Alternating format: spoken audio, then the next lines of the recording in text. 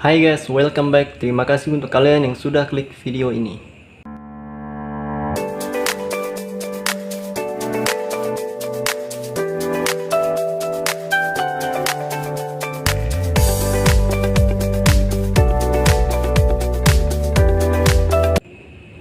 Apa kabar kalian semua? Semoga sehat selalu dan tetap semangat untuk menjalani awal pekan. Mungkin kita semua pernah mendengar sebuah kata-kata yang diucapkan oleh orang tua atau nenek-nenek kita pada zaman old, seperti jangan keluar maghrib-maghrib, nanti bisa diculik wewe gombel, atau nanti bisa diculik kolong wewe. Nah, biasanya kata-kata tersebut cukup ampuh digunakan oleh orang-orang tua kita atau nenek-nenek kita pada zaman tersebut agar anak-anaknya pada saat itu tidak berkeliaran pada maghrib hari menjelang malam. Ya mungkin di zaman sekarang ini kita udah hampir nggak pernah lagi mendengar perkataan seperti itu dari orang-orang tua kita. Ya dikarenakan mungkin ini zamannya sudah berbeda ya. Orang-orang sekarang tidak terlalu lagi percaya kepada tahayul atau mitos-mitos yang pernah ada di zaman-zaman nenek-nenek kita dulu. Di suatu tempat ada sebuah kisah yang sedikit mirip dengan cerita wewe gombel tersebut yang suka menculik anak kecil. Kisah ini berasal dari Amerika Latin, tepatnya di Meksiko. Kisah ini menakutkan sekaligus memilukan yang menceritakan seorang wanita yang kehilangan anaknya. Wanita ini disebut dengan sebutan La Llorona. La Llorona sendiri sudah diceritakan sejak ratusan tahun yang lalu oleh masyarakat setempat kepada anak-anak kecil di sana. Cerita ini sangat menyedihkan, namun terikat kuat di ingatan masyarakat di sana, dan mereka bersumpah bahwa kisah ini sebenarnya benar-benar pernah terjadi. Konon, La Llorona ini adalah wanita cantik yang bernama Maria yang hidup di sebuah pedesaan kecil yang sangat sederhana. Beberapa orang banyak mengatakan bahwa Maria ini adalah gadis tercantik di dunia. Namun, seiring dengan banyaknya pujian dari orang-orang, Maria selalu merasa lebih baik daripada orang lain. Ketika Maria tumbuh dewasa, kecantikannya pun ikut bertambah. Namun, ada rasa bangga di hatinya juga yang semakin membesar. Ia jadi enggan memandang pria-pria yang berasal dari desanya tersebut, karena dia merasa dia lebih baik daripada mereka. Sampai-sampai Maria sendiri pun berkata, "Ketika saya menikah, saya ingin menikahi pria tertampan di dunia." Seakan doanya ini terkabul, di pedesaan Maria tiba-tiba datanglah seorang pria yang tampan dan gagah. Dia seorang ranchero muda, putra dari seorang peternak yang berasal dari daerah selatan. Suatu hari, ranchero muda ini mengajak Maria untuk bertemu di sebuah jalan setapak. Namun, Maria sendiri tidak menggubris permintaan pria tersebut. Karena itu, pemuda ini pun datang ke rumah Maria pada suatu petang dan memainkan gitar untuk menghiburnya. Lagi-lagi, Maria tidak menggubrisnya. Maria menolak semua pemberian dari pria tersebut.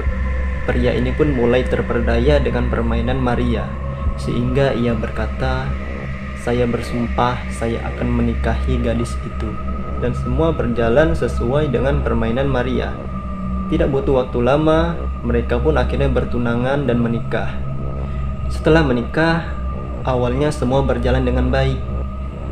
Mereka memiliki 2 orang anak dan terlihat seperti keluarga kecil yang penuh dengan kebahagiaan. Namun, setelah beberapa tahun berlalu, sisi liar seorang ranchero ini pun mulai tampak kembali.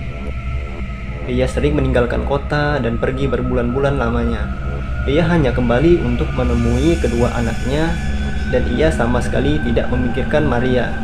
Bahkan dalam hatinya ia ingin menyingkirkannya, dan dia ingin menikah lagi dengan seorang wanita sosial yang kaya yang sama dengannya. Namun, semua itu membuat Maria menjadi semakin marah. Ia mulai membenci kedua anaknya karena suaminya hanya memikirkan kedua anaknya dan tidak mempedulikannya sama sekali. Suatu sore, Maria berjalan dengan anak-anaknya di jalanan yang teduh di pinggir sungai. Suaminya pun datang untuk menghampiri. Dia datang mendekat dan Maria pun duduk di sampingnya. Namun, suaminya hanya berbicara kepada anak-anaknya dan menghiraukan Maria yang ada di dekatnya. Suaminya lalu pergi menunggangi kudanya menuju jalanan. Melihat hal itu, Maria menjadi sangat marah. Ia lalu mencelakai kedua anaknya. Ia menangkap kedua anaknya dan melemparkan mereka ke dalam sungai. Ketika anaknya sudah tak nampak lagi di permukaan, Maria pun tersadar. Ia langsung masuk ke dalam sungai dan mencari kedua tangan anaknya untuk diraih. Namun anaknya sudah tenggelam hanyut terbawa arus sungai. Menyadari kesalahannya tersebut, Maria pun menenggelamkan dirinya sendiri ke dalam sungai. Keesokan paginya, seseorang membawakan kabar duka kepada seluruh penduduk desa bahwa ada wanita cantik yang terbaring tak bernyawa berada di pinggir sungai. Di sanalah mereka menemukan Maria dan mereka menguburkan Maria di mana dia ditemukan. Diceritakan bahwa ketika arwah Maria menuju alam baka untuk masuk ke dalam surga, malaikat pun menolaknya. Ia bertanya kepada Maria, "Di mana anak-anakmu?" Maria mengakui bahwa ia tidak tahu di mana keberadaan kedua anaknya. Malaikat itu pun berkata lagi kepada Maria, "Cari di mana mereka. Kau tidak akan bisa istirahat sampai mereka ditemukan." Sejak saat itulah, tiap malam para penduduk desa mendengar tangisan seorang wanita dari arah sungai tersebut. Wanita itu menangis dan berkata, "I miss Hijos, I miss Hijos. Mana anakku, mana anakku." Suara itu selalu terdengar setiap malam dari sungai tersebut. Mereka pun tidak menyebutnya dengan Maria lagi. Mereka menyebutnya dengan La Llorona. Menurut beberapa orang, La Llorona suka menampakkan dirinya kepada pemuda-pemuda yang melintas di sungai tersebut. Sosoknya sering terlihat menggunakan gaun putih yang panjang, dengan tatapannya yang menakutkan dan kosong, dengan kuku-kuku yang panjang dan siap untuk menerkam.